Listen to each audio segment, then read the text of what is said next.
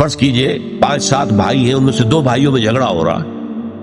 اب جو باقی 5 ہیں وہ کہتے ہیں جی ہمیں اس سے کیا غرض، ہم خام خواہ اس کا ساتھ دیں گے تو وہ ناراض ہوگا، اس کا ساتھ دیں گے تو وہ ناراض. یہ صحیح نہیں ہے، جائز نہیں ہے.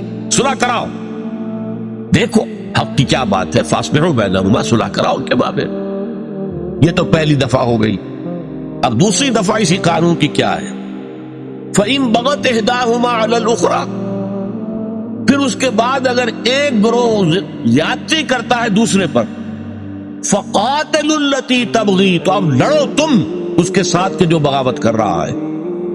یعنی صلح کرا دی گئی، معاملات طے ہو گئے، کوئی شرائط طے ہو گئی، ایک گروہ اس کے باوجود جو ہے اڑا ہوا ہے اور اکڑا ہوا ہے اور جو ہے وہ صلح کے سامنے جھکنے کو تیار نہیں ہے، یا صلح کرنے کے بعد پھر وہ غلط اقدام کرتا ہے.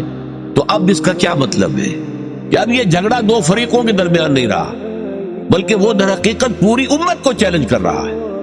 امت نے ان کے درمیان صلح کرائی تھی، اب اس صلح کی پابندی اگر نہیں کر رہا ہے تو اس کا اقدام اس دوسرے فریق کے خلاف نہیں ہے، امت کے خلاف.